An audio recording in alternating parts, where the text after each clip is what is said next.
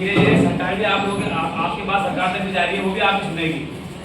काम का लोड हमारे ऊपर आपने देखा होगा विगत 1-2 वर्षों के अंदर इतना ज़्यादा हो गया कि पीएमए वाला भी हटा दिया, आईसीपी वाला भी हटा दिया, पोषण के अंदर भी हमारे कासिम जी के साथ भी एक व्यक्ति था, उसको भी हटा दिया। लगातार आपको जो मोबाइल फ़ोन वगैरह दिए जा रहे हैं उससे भी आपका काम काफ़ी बढ़ गया। अब मोबाइल में आपको आंगनबाड़ी केंद्र खोलने से लेकर के पोशाक कितना देना है, अपनी फोटो वगैरह है, गर्भवती राष्ट्रीय महिलाओं को चढ़ाना है, बहुत सा काम आप लोग हो गया। लेकिन एक बात हमेशा ध्यान रखना है कि किसी भी काम को हम अच्छे से कब तक कर पाते हैं जब हम ये मान के चलते हैं कि उस काम को करने में हमें आनंद आता है। और आप लोगों के पास पोषण माह के अंदर मेन जिम्मेदारी ये है कि आपको आपके सर्किल में सर्वे में कहीं भी कोई गर्भवती महिला दिखती है, धात्री महिला दिखती है, कोई बालक ऐसा दिखता है जो आपको लगता है कि वे कुपोषित है, तो कम से कम आप उसकी जानकारी लें, संबंधित एएनएम से, डॉक्टर साहब से उसको दिखवाएं।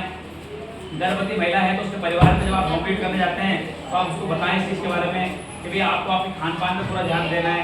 होता क्या है कि समाज के अंदर सबसे महत्वपूर्ण कड़ी हो आप लोग समाज के हर वर्ग तक आप लोगों की पहुँच है।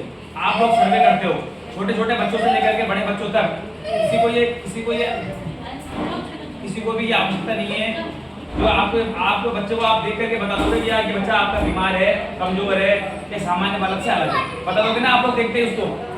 तो आपकी जिम्मेदारी है कि समाज के अंदर सबसे पहला काम ये है कि आप क्या कर सकते हो, आप उसे कुछ मत दो लेकिन आप उसे सही नसीहत दे दो। सही नसीहत देने वाले लोग भी बहुत कम मिलते हैं। तो आप उनके परिवार को समझाओ कि गर्भवती महिला है, धात्री महिला है, कोई बालक है जो कुपोषण से प्रेरित है, अन्य चीजों से प्रेरित है, तो आप उनको अधिक से अधिक जानकारी दें। जो भी दवाइयाँ आपके सेंटर पे आती है, एल्बेंडाजोल की गोली आती है, विटामिन ए की खुराक पिलाने के लिए आती है, आयरन की, फॉलिक एसिड की टैबलेटें आती है, उन्हें आप नियमानुसार अपने समाज की महिलाओं को अवश्य दें।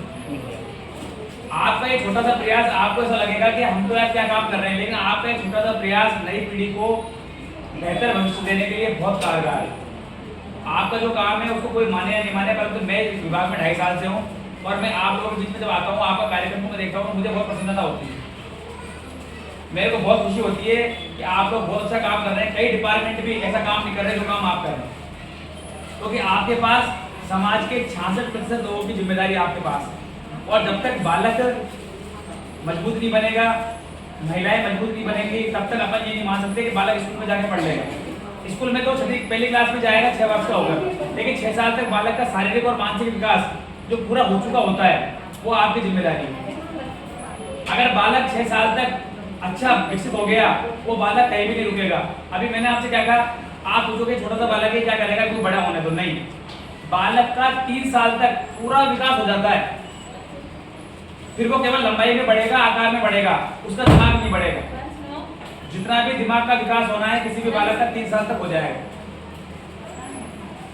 आपको मैंने उस दिन भी आप आए थे, मैंने उस दिन भी आपको बताया था ना, इस कमरे में 6 पंखे हैं, 7वां आप नहीं लगा सकते। लगा सकते हो 7वां पंखा आप? क्यों? जब ये मकान बन रहा था तब आपने इसमें 6 पॉइंट दे दिए। 6 क्या दे दिए आपने? कड़े। अगर आप उस समय 20 कड़े देते तो कितने पंखे लग जाते इसके अंदर?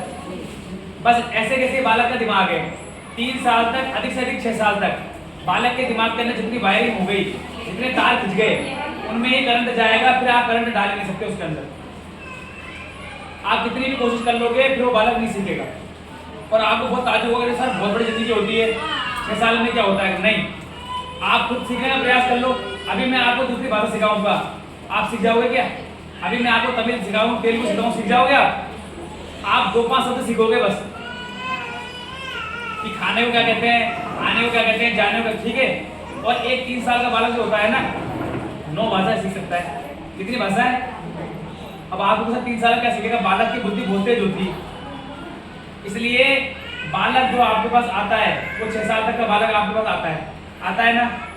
अभी आने वाले टाइम में आपके आंगनबाड़ी के अंदर क्रेच भी खुल जाएंगे। आपके प्रत्येक आंगनबाड़ी केंद्र के अंदर पहले 1 महिला और आएगी और उसके बाद 2 आएंगी, यानी आपका आंगनबाड़ी केंद्र सुबह तो चलेगा, आंगनबाड़ी 2 शिफ्टों में चला करेगा। और उसके साथ जो 0 से लेकर 3 साल के बच्चे हैं ना, तो अभी आपके पास नहीं आते हैं, वो बच्चे भी आपके पास से आएंगे। क्यों आएंगे? क्योंकि 3 से लेकर 6 साल तक के बच्चे आपके पास से जाएंगे। सरकारी कोशिश ये है कि आजकल 5 साल के बच्चे को स्कूल में डाल रहे हैं, तो आपका बच्चे का मोरे नहीं हो रहे। अभी आपके घरवाला में कौन है? घरवाला में तो आपके अलावा और कौन है?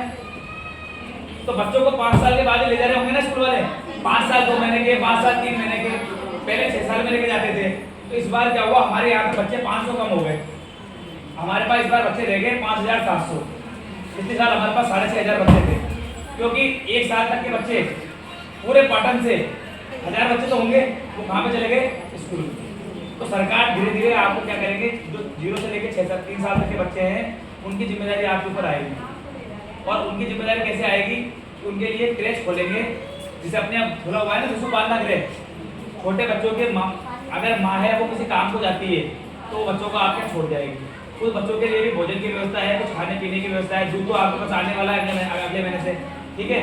तो बच्चों को आपको एक सप्ताह में 3 बार दूध भी देना है। तो दूध के पैकेट आएंगे, तो आप दूध के पैकेट आराम से दूध बनाओ, आप भी पियो और बच्चों को पिलाओ।